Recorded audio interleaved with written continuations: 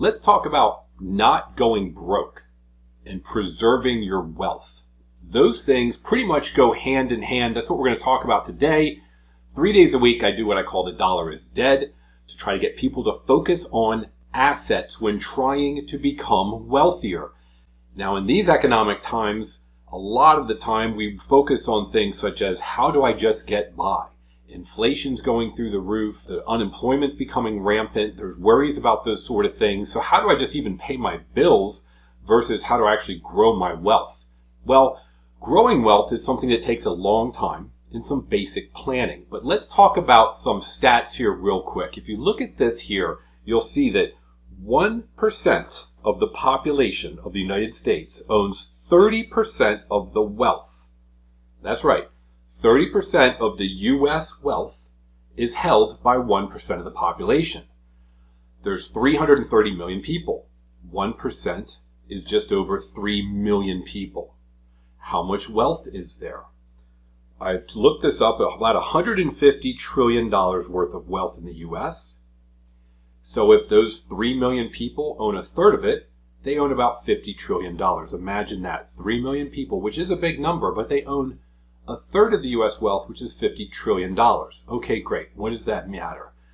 Well, if you want to be successful, oftentimes, whether it be in business or whatever it may be, and you're investing, oftentimes you want to look at those that are successful and see what they've done. And I looked at a breakdown. Generally speaking, this was a survey I saw online of millionaires, and they said that 34%, let's say a third of their wealth, was in cash or cash equivalents. Then stock was about 23, let's call it a quarter. Real estate about 15%. Fixed income about 15%. That's like treasury bonds, T-bills, things that where you invest and you get a fixed amount of money, then you get your capital back. And then lastly was commodities. Okay, so when you break these things down, clearly it's not 100% of their money sitting there in cash. Every Friday since February of 2024, I've been doing an episode where we update you on those exact things. We look at the bank account savings, checking, and then we compare that to things like commodities like gold and silver. We also look at T-bills, treasuries, cash and cash equivalents. Then we look at commodities like traditionally gold and silver, inflation hedges. And then we look at things like, now that there's crypto, things like Bitcoin. And then we also look at rates and where those are going. So what I'm trying to point out is that to preserve your wealth, oftentimes you need to have more than just cash because the dollar loses its value. Okay, we'll go over that more on Friday. Second thing, let's think about planning. And I've got many videos on emergency savings. So oftentimes people say, okay, well, I can't save or invest in these various things. I just have to have some savings or emergency savings. It makes total sense. Whether it be a month or 3 months. In these economic times, losing your job becomes more of a reality, or losing an income in your family, whether you're a single income household or maybe you've got multiple. But in these times, you need to plan ahead, and here's why. When things go well, they often go well slowly. When things go bad, they often go bad immediately. You come in Friday morning, by Friday afternoon, you're fired, and so are 50 other people. It happens that fast. Now, 2 scenarios. Which would you prefer? You get fired on Friday, you go home and you say, oh my gosh, what am I going to do? Or you go ahead and put a budget together.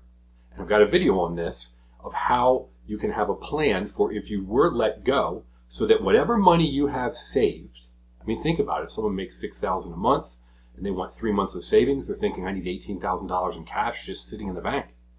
That's not possible for some people at this moment. Maybe they've got their investments, whatever it may be. So they need the money that they have to last as long as possible. The most important thing would be the moment that happens, you're not worried. You go home, you immediately sit down because you've already got a budget. You've got your what if I get fired budget, which is where you've already gone through your expenses and you've said to yourself, okay, I'm going to turn this off. I'm going to turn that off. Maybe we have 2 cars. We'll get along with 1 instead of 2. We're going to sell the car on Monday. And you go through these things. And of course, someone will say, oh, we can't sell a car. Well, there's a big difference between can't and won't. Say, this is just temporary. You can buy another car. Sell a car, buy a car, big deal. It's just a car. Get rid of it. You've got, now that insurance is gone, now that car payment's gone, you look down your list. And if you already have a plan, you'll feel much better. Trust me, sitting down and doing these sort of things is not fun. but hopefully I can motivate you to do it just in case, because there's an ancillary benefit. The benefit to sitting down and having that budget for current state versus what if I get fired and I need to cut expenses is oftentimes you'll look at it and say, wow, look at all the money we could be saving right now. I can't tell you how many people I personally know that have hit a millionaire status and they didn't do it on absurd salaries. They did it on your average household income because they saved. To them, they didn't have to earn more money. They just had to save more money. It's what you save, right? Obviously. No matter how much money you make, if you spend it all every year and it's gone, you've got nothing left. So over time, that will grow if you save it methodically. But first, in these times, to preserve your wealth, I'm trying to point out it's not just investing, it's saving. So if you do that budget and you're ready in case bad times happen, you might realize what you could be removing right now. And trust me, you'll get into a mindset of, you know what, maybe I don't need that thing for $100 a month because I could put it over here in a CD, or I could maybe buy some gold and silver, or I could maybe, and the list goes on.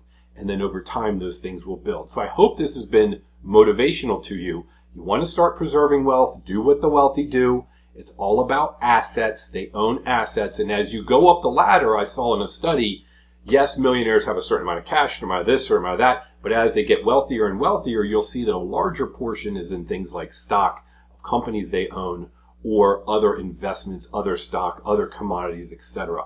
They're not sitting on piles of cash. To have a budget, follow it, be ready for the bad times, see what you can save and what you can use to either pay down debt. I've got many videos on how to help you get out of debt. And then also what you can start investing. We do that every Friday. What you can put aside methodically over time, let it grow so that you can beat inflation, because the U.S. is doing us no favors. If you look at this article here about Forbes talking about, it was Janet Yellen saying that countries are moving away from the U.S. dollar. The U.S. has a lot of debt. And then we've also got Larry Fink, who runs BlackRock. Love him, hate him, doesn't matter. His point is valid. The U.S. has more and more debt, and it's getting worse. That doesn't help you, because as I always say, banks don't care about you. Government doesn't care about you. To have true financial freedom, to have true freedom, you need financial freedom.